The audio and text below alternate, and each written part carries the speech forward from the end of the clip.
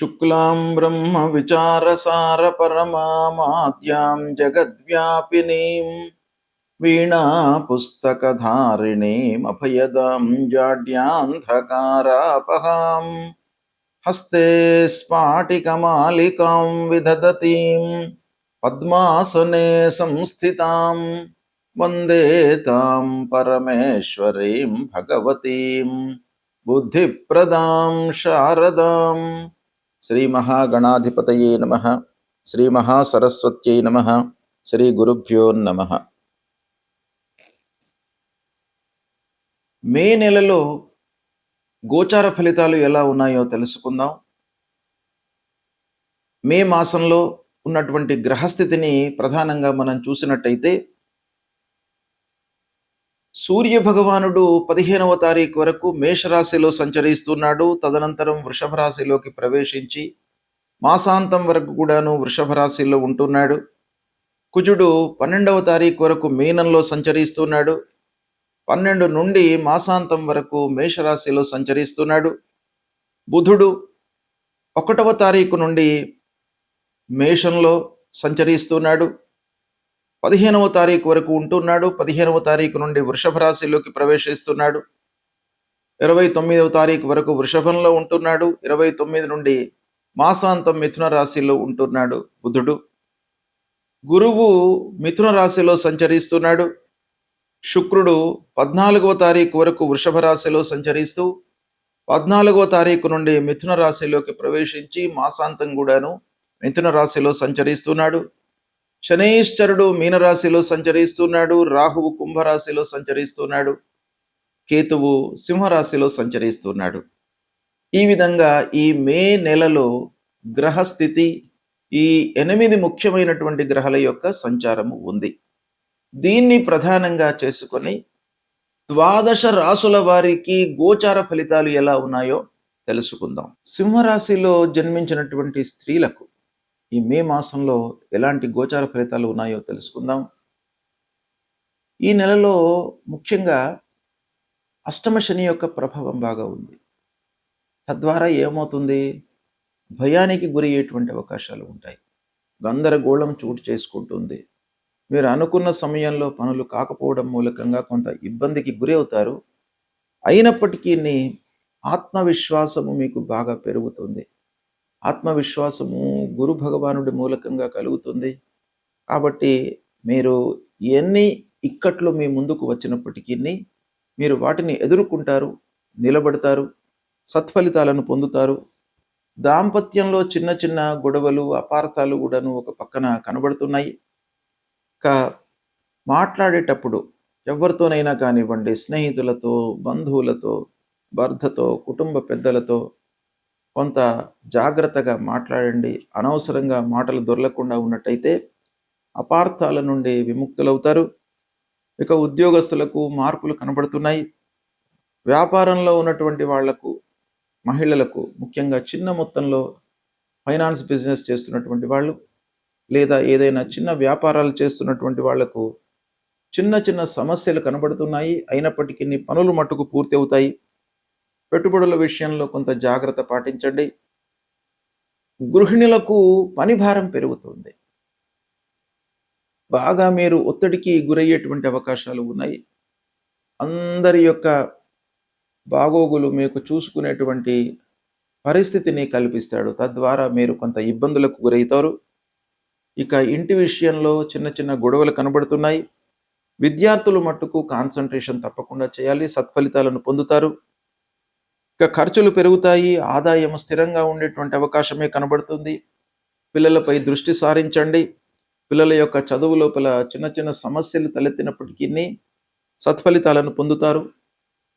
వివాహాది శుభకార్యాలు కొంత ఆటంకము, అంటే ఫైనాన్స్ మూలకంగా, ఆర్థిక స్థితి మూలకంగా కొంత ఆలస్యం కలిగినప్పటికీ పనులు జరుగుతాయి. శుభకార్యాలు చేస్తారు. శుభకార్యాలకు హాజరవుతారు. స్నేహితుల సహాయ సహకారాలు కొంత తక్కువగానే అందుతాయి ఈ మాసంలో. అయినప్పటికీ మీకు పనులు మట్టుకు నెరవేరుతాయి. బంధువులతో విభేదాలు కనబడుతున్నాయి స్త్రీలకు కూడాను. మీరు ఏంటంటే జాగ్రత్తగా మాట్లాడండి, మాటను నియంత్రించుకోండి. తద్వారా ఈ విభేదాలను, కలహాలను, ఆ గ్యాప్ ఏదైతే ఏర్పడుతుందో వాటి నుండి మీరు విముక్తులవుతారు. ప్రయాణాలు కలిసి వస్తాయి.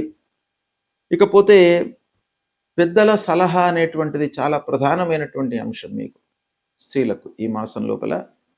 కాబట్టి కుటుంబ పెద్దల యొక్క సూచనలను పాటించండి, సత్ఫలితాలను పొందుతారు. గ్రహస్థితి ప్రతికూలంగా ఉన్నప్పుడు మనము చేయవలసినటువంటి కర్తవ్యం ఏంటంటే పరిహారాలు చేసుకోవడము, భగవంతుడి యొక్క అనుగ్రహాన్ని పొందడము. ఈ క్రమంలో పరిహారము అనగానే ఆ గ్రహానికి సంబంధించినటువంటి జపము, దానము ఇవి చేసుకోవడము. ప్రథమంగా సూర్యుడు ప్రతికూలంగా సంచరిస్తున్నటువంటి సమయం లోపల మనం ఏం చేయాలి? సూర్య భగవానుడికి సంబంధించినటువంటి మూల మంత్రాన్ని మనం జపించుకోవాలి. మీకు ఎన్నిసార్లు వీలైతే అన్నిసార్లు జపించుకోవచ్చును. కనీసము ఒక 10 సార్లు. జపా కుసుమ సంకాశం కాశ్యపేయం మహద్యుతిం తమోరిం సర్వపాపఘ్నం ప్రణతోస్మి దివాకరం అనేటువంటి మూల మంత్రాన్ని ప్రతినిత్యం కూడాను చదువుకోండి. ఆదిత్య హృదయము ప్రధానంగా మీరు స్తోత్ర పారాయణం చేసినట్టయితే సూర్య భగవానుడి యొక్క అనుగ్రహము మీకు లభిస్తుంది. తద్వారా ఆరోగ్యము, మీ లోపల ఒక సంతోషము, ఆనందము, శారీరక రుగ్మతలు లేకుండా ఉండడము, ఇలాంటివన్నీ కూడాను ఆ సూర్య భగవానుడి మూలకంగా మీకు సమకూరుస్తుంది. కాబట్టి సూర్యుడికి సంబంధించినటువంటి చేయండి.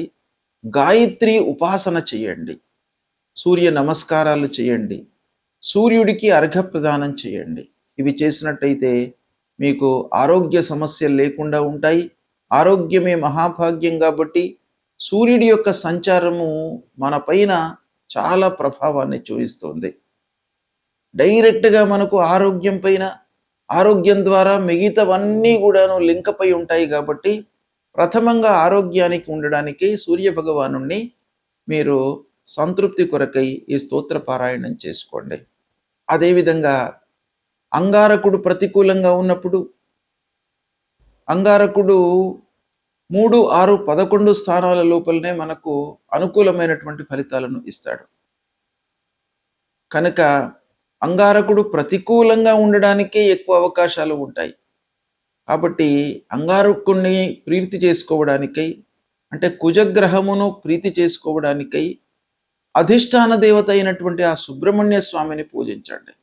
సుబ్రహ్మణ్య స్వామిని పూజించడం మూలకంగా మీ లోపల కోపోద్రేకాలు, అసహనము ఇవి లేకుండా ఒక సమతుల్యతతో మీ మానసిక స్థితి ఉండేటట్టుగా ఆ భగవంతుడి యొక్క అనుగ్రహం కలుగుతుంది. కాబట్టి ఆ సుబ్రహ్మణ్య స్వామిని కొలవండి. ప్రతినిత్యం కూడాను ధరణీ గర్భ సంభూతం విద్యుత్ కాంచన సన్నిభం కుమారం శక్తిహస్తంచ మంగళం ప్రణమామ్యహం అనేటువంటి మూల మంత్రాన్ని ప్రతినిత్యం కూడాను చదువుకోండి. ఇక బుధుడు ప్రతికూలంగా ఉన్నప్పుడు, బుధుడు ముఖ్యంగా మనకు ఆలోచన, మన సమయస్ఫూర్తితో తీసుకునేటువంటి నిర్ణయాలపైన ప్రభావాన్ని చూపిస్తాడు, వ్యాపారం పైన ప్రభావాన్ని చూపిస్తాడు. కాబట్టి ఆ బుధుడి యొక్క అనుగ్రహం కావాలి. మంచి స్థితి లోపల మనకు ఒక ఉండడానికై ఆ బుధుడి యొక్క అనుగ్రహం కావాలి. కాబట్టి ఆ బుధుడికి సంబంధించినటువంటి అధిష్టాన దేవత విష్ణుమూర్తి ప్రతినిత్యం కూడాను ఆ శ్రీమన్నారాయణుణ్ణి మీరు స్తోత్రం చేయండి. విష్ణు సహస్రనామ పారాయణం చేసుకోండి. ఒకవేళ మీకు విష్ణు సహస్రనామ పారాయణం చేసుకోవడానికి సమయం లేనట్టయితే ఒక శ్లోకం అందులో నుండి వనమాలి గదీ శారంగి శంకీ చక్రీ చ నందకి శ్రీమాన్ నారాయణోర్ విష్ణు వాసుదేవోభిరక్షతు అనేటువంటి ఆ మూల మంత్రాన్ని ప్రతినిత్యం కూడాను చదువుకోండి. గురు భగవానుడు, గురుగ్రహము ప్రతికూలంగా ఉన్నప్పుడు మనం ఏం చేయాలి? మూల మంత్రాన్ని ప్రతినిత్యం కూడాను చదువుకోండి. దేవానాంచ ఋషీణాంచ గురుంకాంచన సన్నిభం వందనీయం త్రిలోకానాం తం నమామి బృహస్పతిం అనేటువంటి మూల మంత్రాన్ని చదువుకోండి. సద్గురువులను సందర్శించుకోండి. మాతాపితృవులను సేవించండి. తద్వారా మీకు ఆ గురు భగవానుడి యొక్క అనుగ్రహం లభిస్తుంది. ఇక శుక్రుడు మనకు సంతృప్తిని, ఆనందాన్ని ఇచ్చేటువంటి గ్రహము. కాబట్టి శుక్రుడి ప్రీతికై మహాలక్ష్మి అమ్మవారిని మీరు పూజించండి. తద్వారా మీకు అనుకూలత కలుగుతుంది. ఇక ప్రధానమైనటువంటి గ్రహము శనీశ్వరుడు. శని ప్రతికూలంగా ఉన్నప్పుడు తప్పకుండా పరిహారాలు చేసుకోవాలి. నీలాంజన సమాభాసం రవిపుత్రం యమాగ్రజం ఛాయా మార్తాండ సంభూతం తం నమామి శనైశ్చరం అనేటువంటి మూలమంత్రాన్ని ప్రతినిత్యం కూడాను జపించండి. హనుమాన్ చాలీసా పారాయణం చేయండి. నల్లని నువ్వులు, ఇనుప ముక్క, నల్లని నువ్వులతో చేసినటువంటి నూనెను మీరు దానంగా ఇవ్వండి. లేదా నవగ్రహాల లోపల పశ్చిమ దిశలో ఉండేటువంటి ఆ శని గ్రహాన్ని తైలాభిషేకం చేసి కాళ్ళు గడుక్కొని దాని తర్వాత మళ్ళీ ఆంజనేయ స్వామి దర్శనం చేసుకోండి. అలా చేసుకున్నట్టయితే మీకు శని భగవానుడి యొక్క అనుగ్రహం లభిస్తుంది. ఇక రాహువు ప్రధానమైనటువంటి గ్రహము. మన లోపల భయభ్రాంతులను క్రియేట్ చేసేటువంటి గ్రహము. తెలియకుండా ఒక ఇల్యూజన్కు గురి చేసేటువంటి గ్రహము. కాబట్టి రాహు ప్రీత్యర్థమై అమ్మవారిని దర్శించుకోండి. దుర్గామాత యొక్క అనుగ్రహాన్ని పొందండి. అర్ధకాయం మహావీర్యం చంద్రాదిత్య విమర్దనం సింహికా గర్భ సంభూతం తం రాహుం ప్రణమామ్యహం అనేటువంటి మూలమంత్రాన్ని ప్రతినిత్యం కూడాను చదువుకోండి. ఇక కేతువు మన లోపల ఒక విరక్తిని క్రియేట్ చేసేటువంటి గ్రహం. కేతువు ప్రతికూలంగా ఉన్నప్పుడు మనకు ఆ విషయం పైన అశ్రద్ధను క్రియేట్ చేస్తాడు. శ్రద్ధ లేకుండా మనం పని చేసినట్టయితే సక్సెస్ రేట్ అనేటువంటిది తగ్గిపోతుంది సహజంగా. కాబట్టి ప్రతి విషయం లోపల కూడాను మనకు శ్రద్ధ భక్తులు సమకూర్చుకోవడానికి ఆ కేతువు యొక్క అనుగ్రహం కావాలి. కేతువు యొక్క అధిష్టాన దేవత గణపతిని మీరు పూజించండి. ఆ గణపతి మూలకంగా మనకు ఆటంకాలు లేకుండా ఉంటాయి. పనిపైన మనకు శ్రద్ధ కలుగుతుంది. ఆసక్తితో మనము పని చేస్తాము. అప్పుడు మనకు ఆ పని లోపల విజయం చేకూరేటువంటి అవకాశాలు ఉంటాయి. కనుక ఫలాశ పుష్ప సంకాశం తారకా గ్రహమస్తకం రౌద్రం రుద్రాత్మకం ఘోరం తం కేతుం ప్రణమామ్యహం అనేటువంటి మూలమంత్రాన్ని ప్రతినిత్యం కూడాను చదువుకోండి. ఈ విధంగా నవగ్రహాలకు సంబంధించినటువంటి మూలమంత్రాలు, వాటికి సంబంధించినటువంటి స్తోత్ర పారాయణాలు, అధిష్టాన దేవతలను పూజించడము, దైవ దర్శనం చేసుకోవడము, దేవాలయానికి వెళ్ళడము, ఇవన్నీ కూడాను చేసినట్టయితే తప్పకుండా భగవంతుడి యొక్క అనుగ్రహం మీకు లభిస్తుంది. గ్రహస్థితి ఏ విధంగా ఉన్నప్పటికీ భగవంతుడి అనుగ్రహము మీకు ప్రధానమైనటువంటిది కాబట్టి దాన్ని మీరు డెవలప్ చేసుకోండి. దేవాలయానికి వెళ్ళండి, మీకు సత్ఫలితాలు కలుగుతాయి. శుభం.